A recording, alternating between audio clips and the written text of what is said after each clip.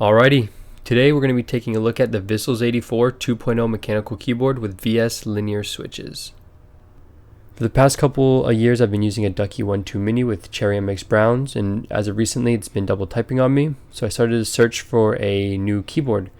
I came across the Vissles 84 through a couple of reviews on YouTube and decided to give it a try.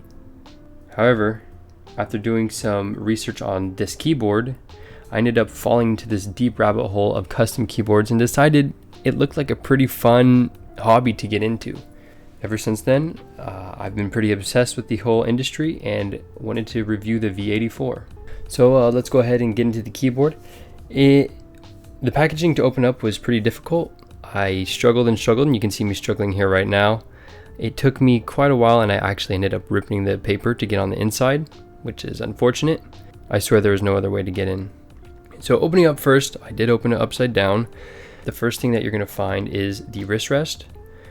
Personally for myself, I've never really used wrist rests. I feel like they raise my hands up a little too high and it makes it uncomfortable, and I'd rather have my hands sitting closer and lower to the keyboard.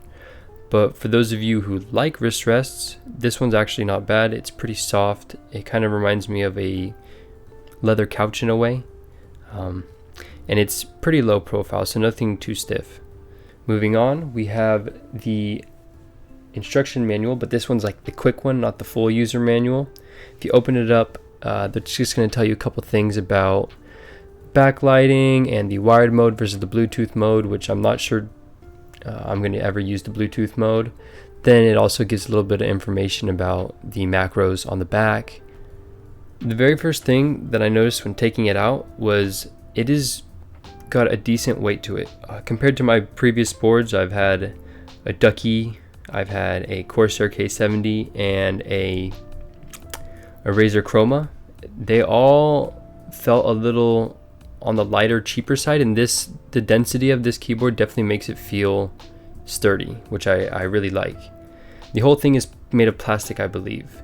Getting into the rest of the box, we have the full manual, which you can read through if you'd like. These little grips on the bottom, which I'm sure are used for the bottom of the keyboard if you want to get a better grip. And then they have their little microfiber cloth with their logo in the bottom right to make sure your keyboard's looking nice. Opening up the little compartment at the top, they have a few accessories, which I was surprised to find.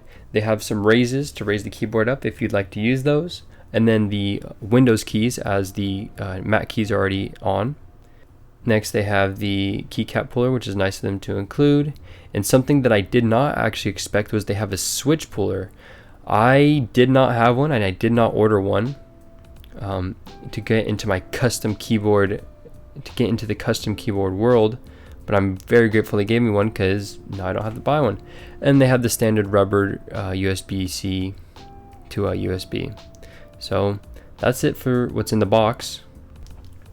Real quick, I just want to show you how the stands go on the bottom. They kind of just clip into place with a little magnet, which is pretty handy. You don't have to do any hard pushing or anything. And then it gives you a nice little raise. Here's a little B-roll from the side. It's cool, not for me. Another feature that it has is you can take off the rim if you want to see the RGB shoot out the sides. Personally, I think I'm going to leave it on.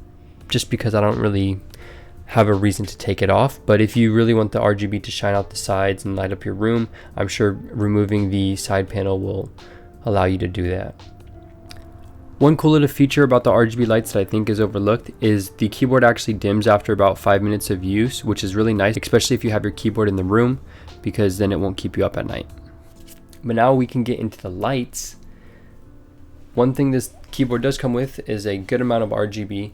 Unfortunately, there's no, or as far as I have found, there's no online customization with the RGB, but they have a bunch of different options that you can go through. So if you hold FN and you click the up arrows and down arrows, you can change the brightness. When it hits white, that means you've maxed out at the highest brightness. If you hold FN and click the home button, it'll start to cycle you through the RGB lights, and they have a bunch of different kinds. Let's see, we have the pinstripe, they have some breathing ones, one that looks like a heartbeat,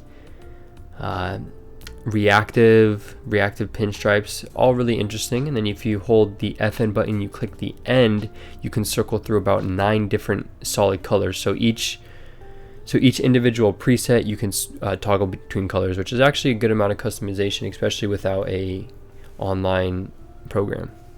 But for the most important part, and I think what everyone's been waiting for, is the type test and the type feel. I'll let this play out with my normal audio, and then I'll give my thoughts after.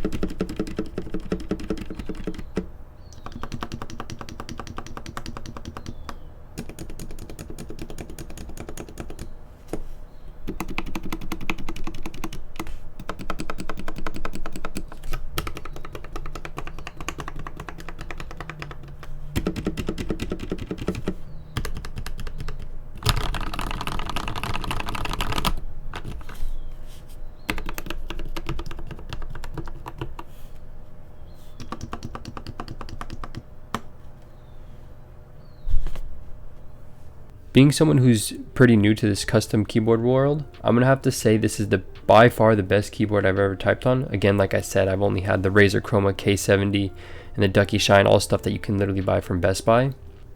The very first thing that I noticed when typing with this keyboard was how easily it was to press the buttons and how soft it feels. With my Corsair K70, the red linears, they were squishy and they felt mushy and a little harder to press down, whereas these feel nice and smooth going down. And they have a light press, which is nice and I like it, but I'm gonna have to get used to it as I'm coming from off of Browns right now, which are definitely harder to press, and since they're tactile you feel the bump. So I've accidentally been pressing a couple keys. So if you're coming from a keyboard that's a little harder or clicky and moving to this, it's gonna be a little bit of a change, but I'm gonna say it's a nice change, and I think I'm gonna permanently switch to linears from now on because these just feel way nicer. I think I just had a bad entry into the linear realm with the Cherry MX Reds that just felt super mushy. The texture of the keycaps are actually pretty nice. They have a little rubberized texture which gives you a good grip and it feels comfortable on the hands. As for the sound, I'm gonna have to say this is by far the best sounding keyboard I've ever had. I mean, the clickiness of my past tactiles and just the rattle and the pinging and all the other keyboards, I didn't even notice was a problem until I used this keyboard that has just such a clean, crisp sound compared to like the $400 or $500 custom keyboards that I've been seeing online and listening to. Those obviously sound amazing. This, I got it for $100. It does not sound bad at all. I'll actually be playing a recording of my Ducky Shine so you could see the difference. And the thing is when I got my Ducky Shine after my Razer Chroma, I thought the Ducky Shine sounded really good. And now this compared to the Ducky, it's different leagues, and I could only imagine how much further you could go up from here, and I could definitely see why there's a whole industry that focus solely on the sound of the keyboards and the feel of these keyboards.